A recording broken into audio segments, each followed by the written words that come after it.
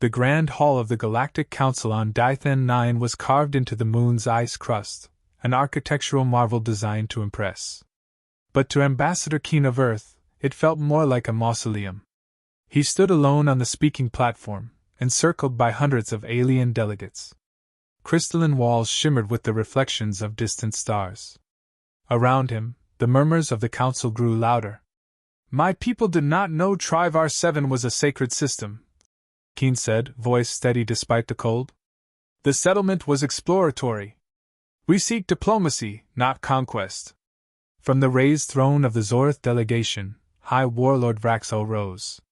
His serpentine form towered over the others, armored in obsidian scale plates. His voice hissed through the air like acid through steel. "Primitive excuses," he sneered. "Your species spreads like a contagion, without order, without permission. You violate sanctums you do not understand. We are willing to relocate," Keen offered. "Your kind is willing only when death breathes down its neck." Vraxo lifted his talon, signaling the end of the discussion. "Earth will burn. Let the stars remember who first challenged Zorith's sovereignty." The council chamber fell into silence. Then, without ceremony, the Zorith delegation vanished in a ripple of warp light. Earth was at war. Mars Command Base, 3 days later. Commander Alara Miles stood in the war room, one hand pressed to the glass overlooking the fleet hangars. Her other hand gripped a steaming metal cup, the caffeine inside long cold. The sky beyond the dome glowed red, twin moons casting a pale sheen across the dust-stained panels of humanity's last real warships. "Final confirmation came in 2 hours ago," said Lieutenant Dorian Vale, stepping beside her. "Zorith fleets jumped into the Neptune perimeter. Probes are gone. They're moving fast." "How many?" Ilara asked. "Initial scan reads over 90 ships. Dreadnought class included. They'll be in Earth orbit in 5 days tops." Ilara said nothing. Vale shifted uneasily. "We're not ready. We never are," she murmured. "Doesn't change the job." She turned toward the room. Her command officers stood around a central hollow table, maps of the solar system blinking with threat indicators. A dozen colonies had already gone dark, scouts presumed them wiped. "Ilara," Vale said cautiously, "Command wants you to hold defensive posture. No escalation. Then Command can sit on their hands and wait to die," she snapped. "We bleed them now. Tonight." Jovian Defense Perimeter, 19 hours later. The darkness beyond Jupiter shimmered as human warships emerged from stealth mode. Engines flared, weapons locked. Ilara's flagship, Saberfall, led the charge, a refitted mining hauler turned predator. She stood on the bridge, eyes locked on the long-range scans. One blip, then 2, then dozens. "Contact! Zorith fleet emerging now," Vale called out. "They're bigger than expected." "Of course they are," Ilara muttered. "Prepare all batteries. Spread the net." All across the field, human ships released gravity mines, unstable fusion cores wrapped in magnetofields. Designed not to destroy, but disorient. It was a human innovation born from desperation, make space unpredictable, and even the mighty stumble. The enemy arrived in force, sleek, fawn-like vessels slicing through space in perfect formation. Plasma lances lit the void. Human ships dodged, countered, some vaporized instantly. "Saber 2 down!"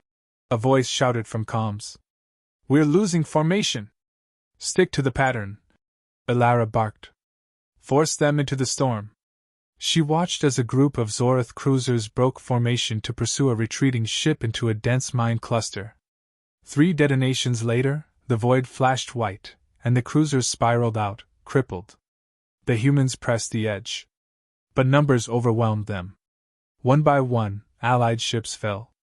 The Zorith dreadnought appeared, 10 times larger than anything in Earth's arsenal. "Commander," Vale said tightly, "we can't hold." "I know."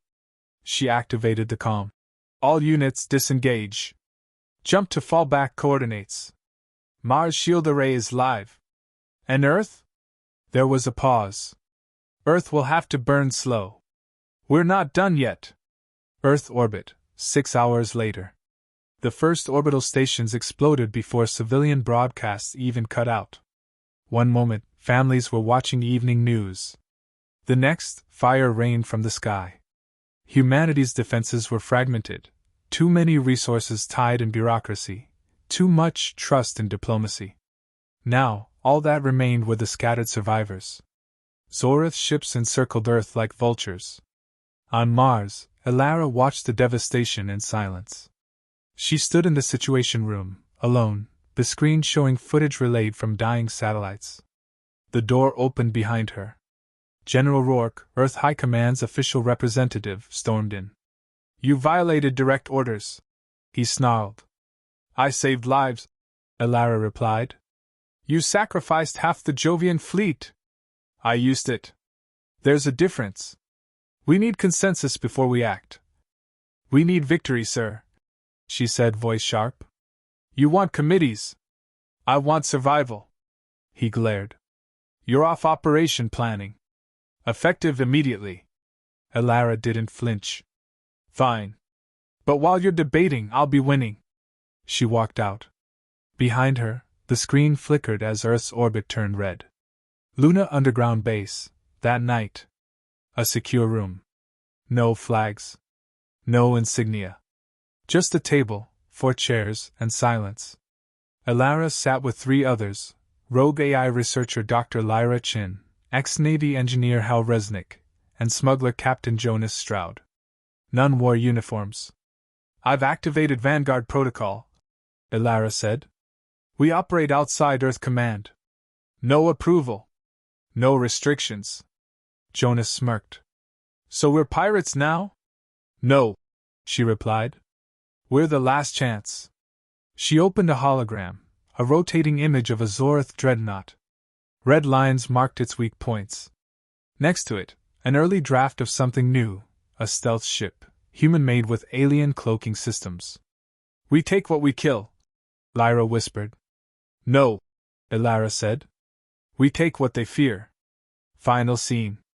Deep in interstellar space, Vraxel watched the battle footage, his claws tapping a rhythm against the armrest of his command throne. The humans had lost, yes. But they had cost him more ships than he'd projected. "How?" he asked. A technician approached nervously. They improvise. They fight like predators, not prey." Vraxel narrowed his eyes. "Then we make them extinct before others start believing." His ship turned toward the Kepler sector, toward the next strike. But already, humanity was planning something unexpected. Earth's orbit was a graveyard. Charred hulls drifted in silence, once vibrant defense platforms, now broken relics. Among the debris floated bodies in frozen stillness, still clutching tools, rifles, or each other. Humanity had lost the first round. But not the war. Mars, Command Bunker Delta 5. Commander Elara Miles sat hunched over a holotabble flickering with red zones. Every passing hour painted the system a deeper shade of defeat. Colonies across Europa, Callisto, and Phobos had gone dark. Saturn's defense net never even activated. 3 more colonies confirmed lost. Vale reported, voice hollow. Emergency beacons active for 15 minutes, then silence. Elara didn't blink. Evacuation numbers? Low. Less than 12%. We've got refugees crammed in sealed domes. Air's rationed. Food? 2 weeks max. That's with synthetic supplements. She stood and crossed to the far side of the room, where another display showed Earth's Central Command live feed. A council of bureaucrats argued while orbital flames reflected in the windows behind them. "Still nothing useful from Command?" she asked. "Petitions for peace talks. They think the Zorith might listen." Elara scoffed. "They'll only listen to silence, their own." Vanguard hangar, 3 hours later. The Sabre Falls main hangar pulsed with activity. Engineers welded new hull plating onto battered ships. A team of Martian AI specialists was dissecting a salvaged Zorith interceptor. Black blood oozed from its cracked systems, machinery grown and wired like nerve tissue. Dr. Lyra Chen pointed at the pulsing control core. Organic control interface. Grows with its pilot. Zorath don't fly ships, they become them. Can we copy it? Ilara asked. Lyra shook her head. Not copy. But we can adapt. Patch our own systems to mimic their feedback loop. Get under their sensors. Resnick, the grizzled engineer beside her, grunted. I can retrofit the stealth hulls. But we'll need quantum field dampeners from the Europa Rex. Then get them, Ilara said. We strike in 3 days. Hit their flanks. Show them the front isn't the only place they should bleed. Asteroid Belt, Operation Glass Knife. The trap was crude by Zora standards, but effective. Ilara's fleet hid behind the debris fields, their ships cloaked and cold. No energy, no motion, just steel and silence. A scout frigate blipped on radar. Zorath patrol entering drift zone, Vale whispered.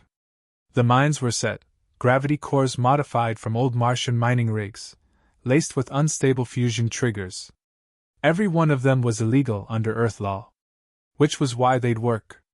The Zorath cruisers arrived, scanning the field lazily. They hadn't detected anything on their sensors. Because the humans had learned how to mask fear. Wait for them to cross the threshold, Ilara ordered. They did.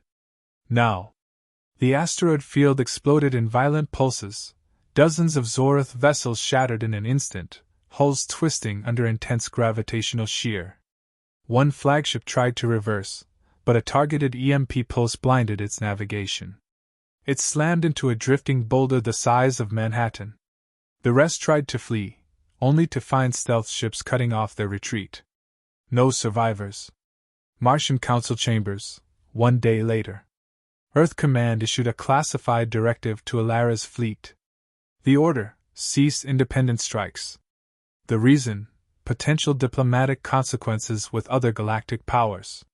She read the transmission aloud to her crew, voice flat. Effective immediately, all Vanguard operations are to defer to Earth Strategic Council protocols. She looked around. Ignore it. No one objected. Zorath Command Warship, Varanak, orbiting Deimos. High Warlord Vraxo watched the latest battle footage in silence. Human vessels, primitive things with jagged hulls, were disabling his forward scouts. Stealth techniques that shouldn't exist. Interference tech that shouldn't work. How do they do this? He muttered. His second-in-command, Kreldas, knelt beside him. They are unclean but cunning. They fight to exist. They improvise. Vraxel's eyes narrowed. So be it. No more probing. Send the dread flagships. If Mars does not submit, we will raise it. Titan, civilian exodus. Titan's ice crust fractured under orbital bombardment. Civilian ships fled toward Saturn's rings as Zorath dreadnoughts closed in. Ilara's fleet arrived late, stretched from back-to-back engagements. Her warships jumped in mid-battle, engines sputtering from overclocked warp drives. We're not winning this one, Vale warned. We're not here to win, Ilara replied. We're here to extract. Human cruisers split off, creating shield corridors for refugee convoys. The Zorath fired relentlessly, turning Saturn's sky red. 2 freighters exploded before reaching the jump point. Another made it through, then another. Ilara's flagship covered the last shuttle, her own hull absorbing glancing plasma beams. The cost: 12 human warships lost. Nearly 40,000 civilians saved. Mars aftermath. General Rourke appeared on a secure channel again. His voice quivered with fury. You defied orders. Again. You endangered high-value assets. I saved people, Ilara said. You lost ships we cannot replace. She stepped closer to the camera. Then give me ships we can replace. A long silence. He disconnected. Vale approached, offering a data pad. Dr. Chen finished her analysis. She thinks we can merge human AI logic with Zorath organic control systems. Build ships that don't just cloak, but predict enemy targeting. Preemptively. Can we mass produce it? No. But we can build one. Elara exhaled. One is all we need. Underground briefing room. Elara stood before her inner circle, Vale, Lyra Chin, Resnick, and Jonas. Everything's changing, she said. Zorath are escalating. We can't match them ship for ship. But we can outthink them. We can become what they fear, the unknown. She activated a holomap showing a dying neutron star near the Kepler fringe. This is our next battlefield. And we're not going there to fight. She pointed at the star's instability readings. We're going to build a weapon out of it. Jonas leaned forward. You're talking about a star bomb? No, Elara said. I'm talking about Project Sunder. Final scene. On the bridge of the Saberfall, Elara looked out at the black beyond. Her eyes were tired, voice lower than usual. They thought we'd collapse, she said. Vale stood beside her, quiet. They thought wrong, she finished. In the silence, a new ship entered the hangar below. Unnamed. Unregistered. Built from stolen alien flesh, human fury, and the hunger to survive. The spiral war wasn't ending. It was evolving. The star at Kepler 72a was dying, its light flickered in pulses like a failing heart. Commander Elara Miles stood inside Observation Bay 1 of the Saberfall, staring at the unstable neutron mass suspended in the void. Once it had burned bright. Now it pulsed with violent gravitational waves. The sensors called it unstable. Elara called it a weapon. Do you think this is madness? She asked quietly. Dr. Lyra Chin stood beside her, tapping calculations into a hollow slate. Absolutely, she said. But so was trusting Earth Command. Elara allowed herself a rare smile. Behind them, the final piece of Project Sunder was sliding into place. A ring of phase detonators, calibrated to induce a collapse, pushed far enough, the star would fold into a micro-singularity. Not naturally, not slowly. All at once. I'll say this again, Lyra said. We trigger this, and if we're off by even one variable, we die, Elara finished. Along with everything within 100 million kilometers. I know. She turned away from the viewport. That's why it'll work. Outer Kepler fringe, infiltration phase. The Zorath Scout Patrol never saw the Wraith coming. It wasn't a traditional ship. It was something new, silent, curved, layered in adaptive plating of both steel and bioflesh. It didn't reflect radar. It didn't emit energy. It simply glided. Jonas Stroud sat at its helm, smirking. Feels like flying a ghost, he muttered. Beside him, AI core Helix pulsed in cool blue tones. Enemy beacon in range, Helix stated. Jonas nodded. Let's leave them a lie. With precision, they hacked into the Zorath fleet network. Coordinates were altered. Data trails forged. The enemy was made to believe the human remnants were fleeing to the Kepler front in full retreat. And Vraxel believed it. Zorath High Command worshipped Varanak. He runs? Vraxel snarled, staring at the intercepted transmission. Across the holomap, Earth's vanguard fleet appeared to scatter. Distress calls, falsified convoy paths, and ghost fleet movements painted a clear narrative. The humans were abandoning the central colonies, falling back to a worthless system near Kepler. Pursue, he ordered. Kreldas hesitated. We've already lost 3 dreadships. The Kepler region is unstable. All the better, Vraxel snapped. Their desperation is our final chance to crush them before this disease spreads. He waved his claw. Mobilize everything. Kepler 72a outer orbit, 36 hours later. The Saberfall hovered in geosynchronous orbit around the neutron star, flanked by a skeleton fleet. Every remaining ship Elara had, wounded, patched, barely holding. This is it, Elara told her crew, standing on the central command platform. This isn't just a trap. It's a message. If we survive, the galaxy stops seeing us as prey. If we don't... She let the silence hang. Vale leaned in. Sensors are picking up warp signatures. Lots of them. How many? Vale didn't answer. He just turned the screen. Zorath's ships flooded the system, over 100 strong. Dread flagships led the charge, blotting out stars. Elara activated comms. All units, prepare to retreat. Make it look real. The fleet scattered like frightened birds, as planned. Only the Saberfall stayed behind, its engines flaring hard, baiting attention. They took it. Battle commences. Zorath cruisers pursued the decoys. But the real trap wasn't in the chase, it was in the space itself. Human mines, camouflaged in the gravity eddies, activated once the fleet passed the midpoint. Explosions didn't destroy, they destabilized orientation, threw off formation. Dreadnoughts collided. Two ships turned on each other mid-panic. For a brief moment, chaos reigned in perfect symmetry. Then the Saberfall turned. Elara stood at the command chair, voice calm. Activate Sunder. Dr. Chin, positioned aboard the nearby relay vessel Voxus, hit the ignition. Far below, the phase detonators embedded in the neutron star's orbit began to pulse. Gravitational waves spiked. The star began to collapse. Within seconds, the fabric of space twisted. Zora's ships closest to the core were torn apart by tidal forces. Others were dragged by their own mass, unable to fight physics. Plasma drives failed. Emergency warps misfired. Vessels vanished in stretched flashes of light as space folded in on itself.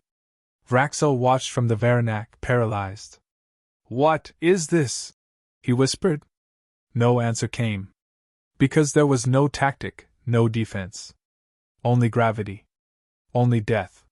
He turned toward his bridge crew. Retreat. Emergency warp now. The Varanak tried to jump. Too late. The black hole took it. The void after. Silence. No energy emissions. No signals. Just a dark scar in space where a star had been. The remaining human fleet hovered on the edge of the anomaly's influence, barely functional. Hulls cracked. Systems drained. Crews wounded. Some ships floated without power, running only on life support. Elara stood on the Saberfall's bridge, pale under flickering emergency lights. Vale approached. "It worked." She nodded. "At what cost?" 80% of our ships. Half our crews. And the rest? He looked at the screen. No Zora signals left in the system. Not one. For a moment neither spoke. Then Elara tapped the console. Open broadcast. Wide spectrum. Final message. Across the shattered networks of the galaxy, on worlds where humans had been mocked and dismissed, her voice cut through. "This is Commander Elara Miles, Earth Vanguard. The Zorath Empire sent their full strength to Kepler." She paused. "They're gone now." She leaned closer. "We didn't win with numbers. We didn't win with technology. We won because we had no choice but to. If you come for Earth again, bring your gods." She ended the transmission. Zorath Outer Colonies, weeks later. On a scorched moon deep within the Zorath perimeter, surviving council members watched the replay of Elara's message. Silence gripped the chamber. "They turned a star into a weapon," one said. "They used nothing to destroy everything." A younger warlord whispered, "What kind of species does that?" Another replied, "One that won't die quietly." Mars, Elara's quarters. Weeks passed. The galaxy was quiet. Elara sat alone, reading reports. Refugees resettled. Rebuilding began. Humanity had paid a steep price, but they'd earned something no weapon could buy. Fear. Vale entered, holding a bottle. He poured 2 glasses. "To survival?" Elara shook her head. "To memory," she said. They drank in silence, watching the stars. No cheers. No parades. Just the weight of victory, and what came next.